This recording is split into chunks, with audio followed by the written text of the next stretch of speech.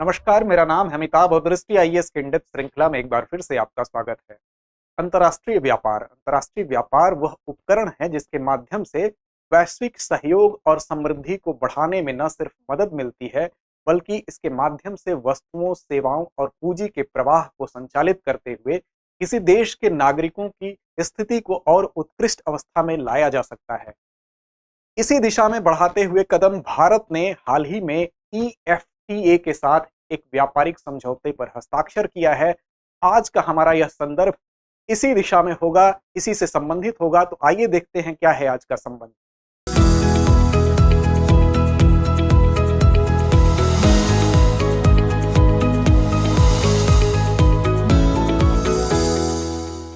संदर्भ यह है कि भारत ईएफटीए ट्रेड एग्रीमेंट हुआ है, तो आज का पूरा संदर्भ हमारा इसी पर केंद्रित होगा।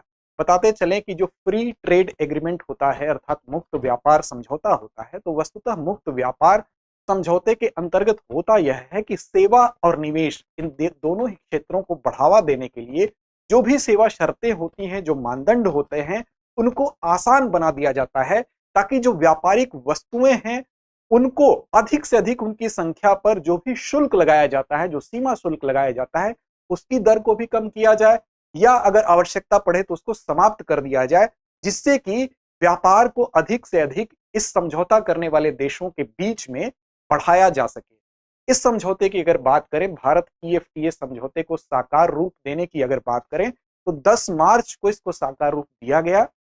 लेकिन इस दिशा में जो प्रयास है वो 15 वर्षों से अधिक समय से चल रहा था और इसके लिए कई दौर की वार्ता हुई और 21 दौर की वार्ता जब संपन्न हुई, उसके बाद इस दिशा में सफलता प्राप्त हुई है। तो आइए इस संदर्भ को समझते हैं। सबसे पहले देखते हैं किन बिंदुओं के अंतर्गत इस संबंध को पूरे के पूरे संदर्भ को समझने के लिए हम किन बिंदुओं को देखेंगे। तो खबर खबर के बाद चर्चा में क्यों है, हस्ताक्षर का समय क्यों निर्णायक है। जिस समय यह हस्ताक्षर किया गया है भारत और ईएफटीए के बीच में, ये समय निर्णायक क्यों है उसको भी हम देखेंगे। भारत की प्रतिबद्धता इस दिशा में क्यों है, क्यों महत्वपूर्ण है, उसको भी समझने का प्रयास करेंगे। फिर इस पूरे के पूरे एग्रीमेंट के बाद कौन से वो सेक्टर्स हैं जिसमें लाभ होगा उसको देखेंगे और इसके बीच में वो कौन सी चुनौतियां हैं उसको भी समझने का प्रयास करेंगे। और अंत में एक अभ्यास प्रश्न होगा जिसकी जिम्मेदारी आपकी होती है हमेशा की तरह से, जिसका जवाब आप कमेंट बॉक्स में देंगे। सामान्य अध्ययन प्रश्न पत्र 3 के अंतर्गत यह पूरा संदर्भ आपके लिए महत्वपूर्ण है और अगर चैनल को सब्सक्राइब नहीं किया तो आप कर लें, ताकि हमसे प्रत्यक्ष रूप से आप जुड़ सकें। बात खबर की करते हैं। खबर है इंडियन एक्सप्रेस की। India science trade agreement with EFTA, what is the significance of the deal. इस पूरे के पूरे समझौते का महत्व क्या है उसको भी समझेंगे। बात करते हैं सबसे पहले ये चर्चा में क्यों है।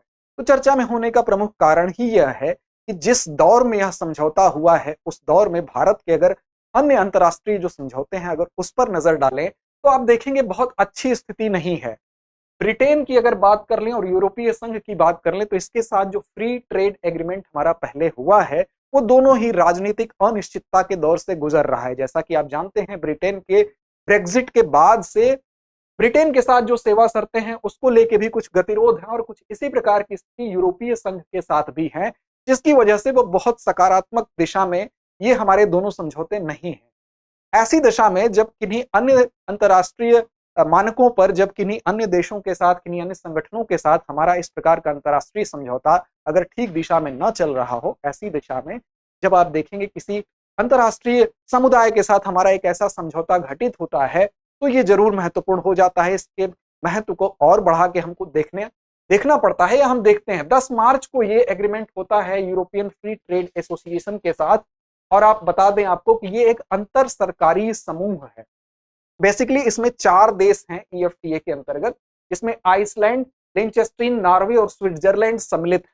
और ऐसा कहा जा रहा है कि इस समझौते के बाद से अगर सब कुछ ठीक रहा तो अगले 15 वर्षों में लगभग 100 बिलियन डॉलर निवेश को आकर्षित करेगा भारत, अगर सब कुछ ये सही चलता रहा तो। अब आपको बता दें कि जो ईएफटीए है, वास्तव में ये ईएफटीए के अंतर्गत ये 4 देश वो देश हैं जो यूरोपीय संघ का हिस्सा नहीं है और यूरोपीय संघ का हिस्सा न होने वाले ये देश एक विकल्प के रूप में इस संगठन को बनाकर रखते हैं, जो यूरोपीय संघ में सम्मिलित न होने वाले देश हैं। और इसके माध्यम से, इस अंतर सरकारी संगठन के माध्यम से किस प्रकार से मुक्त व्यापार को बढ़ावा दिया जाए, इस दिशा में यह संगठन कार्य करता है और इसी के साथ भारत ने 10 मार्च को हस्ताक्षर किया है।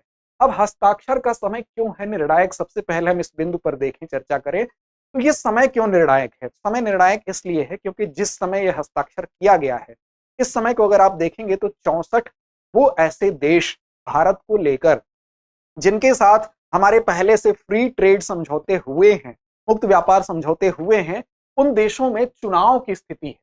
और आपको पता है कि किसी भी देश के साथ होने वाले समझौतों की जो हम कह सकते हैं उसकी जो विश्वसनीयता है या उसकी दशा और दिशा को तय करने में वहां की राजनीतिक स्थिति में स्थिरता का होना बहुत आवश्यक होता है। ऐसी दशा में जब 64 से अधिक देशों में चुनाव होने वाले हैं तो उनकी राजनीतिक जो दशा है, राजनीतिक जो दिशा है, वो इस एग्रीमेंट की दशा को भी और दिशा को भी तय करेगी। एक आशंका ये व्यक्त की जा रही है कि चुनावों के इस दौर में होने वाले समझौतों की वजह से कहीं यह समझौते पे लंबा विराम न लग जाए, क्योंकि कई ऐसे देश हैं जहां पर अस्थिर सरकार भी बन सकती है। ऐसे में जो समझौते होंगे वो कहीं ना कहीं प्रभावित होंगे। साथ ही एक बात की जा रही है कि जो वैश्विक आपूर्ति श्रृंखला है, जो पूरे देश, पूरे ग्लोबल लेवल पर जो ग्लोबल सप्लाई चेन है, उसमें तेजी से इधर बीच निवेश हुए हैं और इस तेजी से निवेश के बाद से वो पूरी की पूरी व्यवस्था अपने आप को रीसेट की है। और रीसेट करने की वजह से एक बड़ा जो चेंज आया है वो ये आया है, अब तक ये जो व्यवस्था थी, वैश्विक जो ग्लोबल चेन आपूर्ति की व्यवस्था थी, इसकी धुरी में कहीं ना कहीं चीन एक अहम भूमिका निभा रहा था। लेकिन हाल ही में चीन जो है इस पूरे की पूरी धुरी से दूर जाता हुआ दिखाई दे रहा है। इस वजह से ये दूसरी ऐसी कंडीशन है जो कि भारत के लिहाज से महत्वपूर्ण है। क्यों? क्योंकि जो विश्व के अन्वेषक हैं, अगर ग्लोबल लेवल के जो इन्वेस्टर्स हैं, वो अगर इन्वेंटर्स हैं सॉरी, वो भारत को चीन की जगह लेते हुए देख सकते हैं। क्योंकि भारत के लिए ऐसा कहा जा रहा है कि भारत इस समय जो शीर्ष भागीदार है, वो इस समझौते के बाद बनने की दिशा में भारत को ये रोल चीन को रिप्लेस करते हुए पाने के लिए एक उम्मीद की नजर से देखा जा रहा है। तो एक कारण तो ये है। दूसरा, इसमें अगर हम देखें तो आसियान देशों का प्रतिनिधित्व करते हुए जो वियतनाम और साथ ही उत्तरी अमेरिका का एक देश मैक्सिको, इसको फेवरेबल इन्वेस्टमेंट डेस्टिनेशन अर्थात पसंदीदा इन्वेस्टमेंट के लिहाज से, जो पसंदीदा डेस्टिनेशन या पसंदीदा जो स्थल है निवेश के लिहाज से, उसके रूप में वियतनाम और मैक्सिको को भी देखा जा रहा है। तो भारत के साथ साथ वियतनाम और मैक्सिको, ये दो देश भी काफी महत्वपूर्ण होते हैं। इस समझौते के बाद से भारत की स्थिति और बेहतर हो सकती है। इस लिहाज से इस हस्ताक्षर का समय है उसको निर्णायक कहा जा रहा है। साथ ही अगर बात करें तो ब्रिटेन और यूरोपीय संघ, आपको पहले ही बताया गया है, इनके साथ हमारे पहले हुए समझौते राजनीतिक अनिश्चितता के दौर से चल रहे हैं। ऐसे में यह समझौता एक निर्णायक समय हुआ है, इसलिए इसको महत्वपूर्ण माना जा रहा है दोनों ही दृष्टिकोण से। अब भारत की प्रतिबद्धता का कारण क्या है, इस पर विचार अगर हम करें कि भारत इस समझौते को लेकर आखिर इतना प्रतिबद्ध क्यों है, उसके क्या कारण है, तो आप देखें, अगर भारत के लिहाज से देखें तो भारत का जो शीर्ष व्यापार साझीदार है, जितने भी भारत जिन देशों के साथ व्यापार करता है, तो उसमें जो शीर्ष व्यापार साझीदार है, जिनके साथ भारत का ज्यादा व्यापार होता है, अगर उस पर अगर आप नजर डालेंगे तो वहां पर भारत के लिहाज से देखेंगे तो व्यापार घाटा की सिचुएशन। व्यापार घाटा वो होता है जब हमारे किसी देश के साथ व्यापारिक संबंध हैं, ऐसे में किसी देश को अगर हम वहां से आयात ज्यादा कर रहे हैं और वहां को निर्यात कम कर रहे हैं, अर्थात हम इंपोर्ट ज्यादा कर रहे हैं और एक्सपोर्ट कम कर रहे हैं, तो ऐसी कंडीशन में ये कहा जाएगा कि हम व्यापार घाटे की स्थिति में हैं।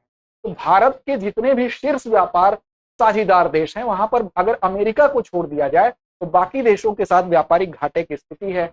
ऐसे में हाल में जो हस्ताक्षरित एफटीए के मामले जो रहे हैं पहले भी, वहां भी अगर आप देखेंगे तो व्यापार घाटे की स्थिति ही आपको दिखाई देगी। जैसे आसियान के साथ भी अगर आप देखेंगे तो वहां भी हम व्यापारिक घाटे की स्थिति में ही हैं।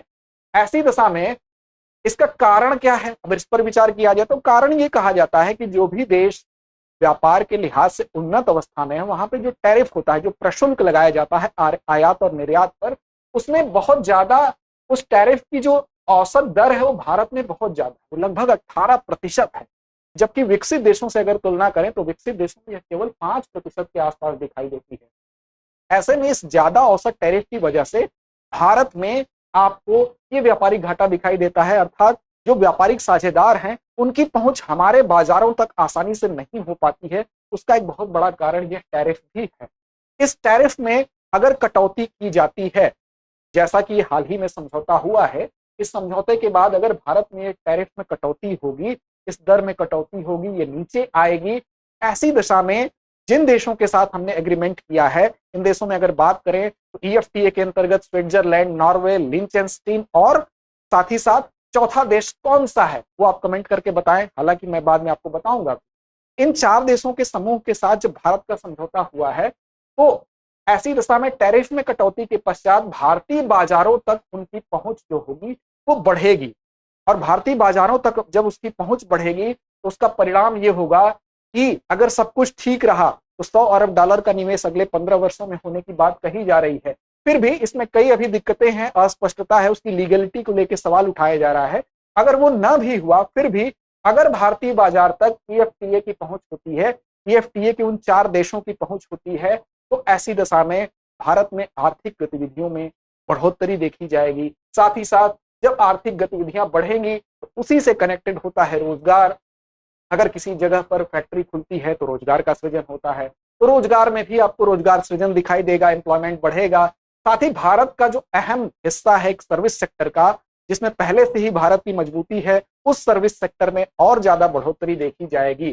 तो इन दिशा में भारत की प्रतिबद्धता इसलिए बढ़ी है इस दिशा में क्योंकि भारत चाहेगा कि उसकी आर्थिक गतिविधि भी बढ़े, रोजगार सृजन हो, और सर्विस सेक्टर में भी जो पहले से ही 50 से ज्यादा प्रतिशत में योगदान दे रहा है भारत, लगभग 54%, उसमें और बढ़ोतरी की आशा की जा रही है। इसलिए भारत इस क्षेत्र में काफी प्रतिबद्ध है। अब किन क्षेत्रों को होगा लाभ, इस पर अगर नजर डालें, इस पर नजर डालने से पहले आपको बताएं ईएफटीए के अंतर्गत जैसा कि नॉर्वे एक ऐसा देश है जो अगर उसके सॉवरेन फंड की बात करें, सॉवरेन वेल्थ फंड की बात करें, तो सॉवरेन वेल्थ फंड पहले आप समझ लें क्या होता है। सॉवरेन वेल्थ फंड वो होता है जो किसी भी देश की एक संप्रभु राशि होती है, जो उस देश की ऐसी राशि है जो वो कहीं निवेश करने के लिए स्वतंत्र होता है, उस पर उस देश का पूरा अधिकार होता है। ये राशि अमूमन सरप्लस होती है, अर्थात वो राशि होती है जो निवेश करने के लिए उस देश के पास होती है। ये उस देश की आर्थिक दशा को भी बयां करती है कि इतनी राशि वो अपने पास रखा है किसी भी देश में निवेश करने के लिए। तो नॉर्वे की अगर बात करें तो उसके पास 1.6 ट्रिलियन डॉलर का सॉवरेन वेल्थ फंड है। ऐसी दशा में इस ग्रुप में ईएफटीए में नॉर्वे भी सम्मिलित है। तो भारत के लिए एक बहुत बड़ी ये एक अवसर के रूप में इसको देखा जा रहा है कि नॉर्वे इतने बड़े फंड का, इतने बड़े सॉवरेन फंड का अगर मालिक है, तो भारत के साथ अगर समझौता होगा, भारतीय बाजारों तक इतनी बड़ी राशि के अगर बड़े हिस्से की पहुंच होगी तो भारत में वो हर लिहाज से लाभकारी होगा। इसी के साथ अगर बात करें तो हाल ही में एक उदाहरण देखें आप कि नॉर्वे ने इसी फंड के, जो कि दुनिया का सबसे बड़ा पेंशन फंड है, जिसने कि हाल ही में प्रौद्योगिकी में, शेयरों में ये पैसा इन्वेस्ट करके और 213 बिलियन डॉलर का रिकॉर्ड लाभ कमाया है।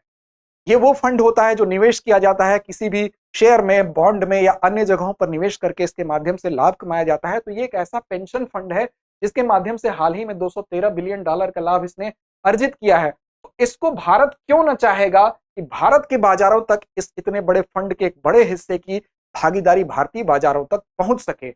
एक तो अगर ये भागीदारी पहुंचती है तो उसका फायदा भारत के कई सेक्टर्स में हो सकता है। वो कौन कौन से सेक्टर्स हैं, तो वो फार्मा सेक्टर है, रसायन क्षेत्र है, खाद्य प्रसंस्करण है, इंजीनियरिंग क्षेत्र है। इन क्षेत्रों में ऐसी बात की जा रही है कि ज्वाइंट वेंचर होगा, संयुक्त उद्यम लगाया जाएगा भारत और ईएफटीए के 4 देशों के साथ, जिससे ये सारे के सारे क्षेत्रों में ही उन्नति देखने को मिलेगी। साथ ही डिजिटल व्यापार, बैंकिंग और वित्तीय सेवाओं में भी बढ़ोतरी दिखाई देगी।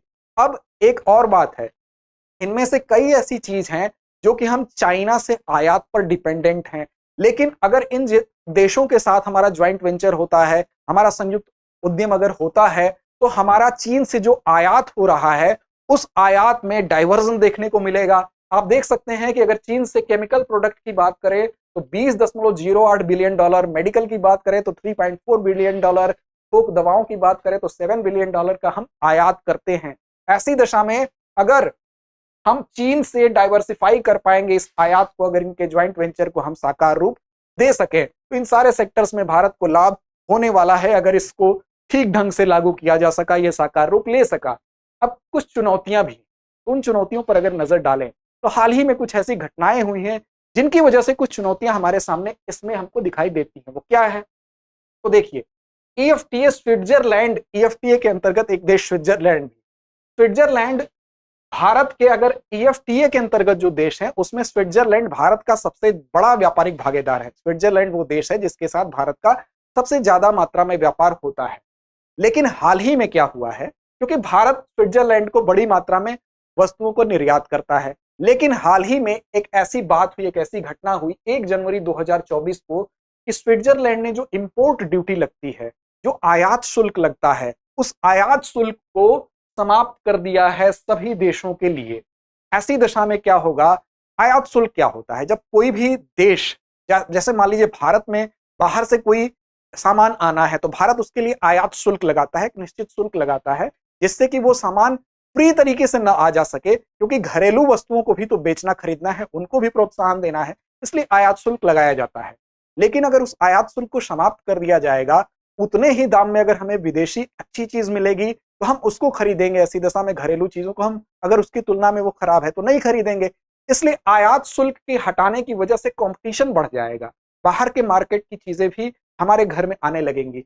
ऐसा किया है स्विट्जरलैंड ने। स्विट्जरलैंड ने 1 जनवरी 2024 को इंपोर्ट ड्यूटी को समाप्त कर दिया, जिसकी वजह से अब अन्य देश जहां पर भारत एक बड़ा बाजार खोजा था, स्विट्जरलैंड के अंदर भारत की बड़ी मात्रा में वस्तुएं स्विट्जरलैंड में जा रही थी, अब ऐसी दशा में भारत के सामने कई कॉम्पिटिटर्स खड़े हो जाएंगे, कई उसके सामने प्रतिस्पर्धी खड़े हो जाएंगे। तो भारत के लिए ये एक बड़ी मुसीबत सामने आ गई।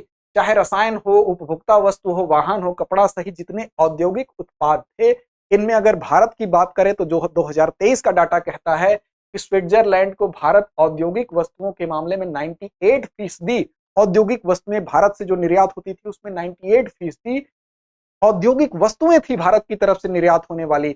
इसमें अब भारत के सामने कई प्रतिस्पर्धी आने की वजह से ये एक समस्या आ सकती है। साथ ही एक थिंक टैंक है जिसका नाम है GTRI, इसने कहा है कि कृषि उपज का जो निर्यात है, जो भारत की तरफ से कृषि उपज है, उसके निर्यात की दिशा में भी कई चुनौतियां हैं, कई वहां पर बाधाएं हैं। उसमें क्या है कि टैरिफ की जो व्यवस्था है उसका इतना जटिल जाल है, साथ ही क्वालिटी स्टैंडर्ड को लेके सवाल हैं और अप्रूवल रिक्वायरमेंट को लेके इतने सवाल हैं। इनकी वजहों से जो भारत का कृषि उपज है उसका निर्यात भी काफी प्रभावित हो रहा है। आगे इसके होने की और संभावना है। इन चीजों में सुधार करना होगा, चाहे टैरिफ का जटिल जाल हो, क्वालिटी स्टैंडर्ड हो या अप्रूवल रिक्वायरमेंट हो। अगर इसमें सुधार नहीं होगा ये चीजें भी प्रभावित होंगी, ये कह रहा है थिंक टैंक GTRI। साथ ही अगर EFTA द्वारा मान लीजिए ये चीजें अगर ना भी सुधरती हैं, लेकिन इसको प्रोत्साहित करने के लिए अगर EFTA एग्रीकल्चरल टैरिफ को अगर जीरो कर दे, अर्थात जो एग्रीकल्चर सेक्टर है उसमें अगर किसी प्रकार का शुल्क न लगाए, उसको फ्री कर दे, तो भारत से जो निर्यात होने वाली कृषि उपज है वो EFTA कंट्रीज के साथ उसको प्रोत्साहन मिलेगा। लेकिन अभी तक EFTA के द्वारा किसी भी प्रकार का ऐसा रुझान या ऐसा उसकी मंशा ऐसी नहीं दिखाई दी है कि उसने एग्रीकल्चरल टैरिफ को जीरो करने की बात कही हो। तो ये कुछ चुनौतियां हैं, इन चुनौतियों की वजह से हमें ये कुछ दिक्कतें हैं जिसका भी सामना करना पड़ेगा। तो आगामी समय में हम देखते हैं कि अगर सब कुछ ठीक रहा तो क्या हम 15 वर्षों में $100 अरब का निवेश आकर्षित कर सकते हैं। अगर ऐसा होता है तो देश की समृद्धि के लिए एक अच्छा कदम होगा। अंत में हम चलते हैं आज के अभ्यास प्रश्न की तरफ। तो आज का अभ्यास प्रश्न जिसका जवाब आपको कमेंट बॉक्स में कमेंट करके बताना है, आपके सामने है कि EFTA में निम्न में से कौन सा देश सम्मिलित नहीं है?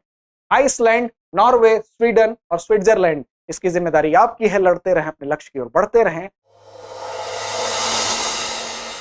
डियर व्यूअर्स, अपने एग्जाम की तैयारी को और बेहतर करने के लिए हमारे चैनल को लाइक, शेयर और सब्सक्राइब करना न भूलें।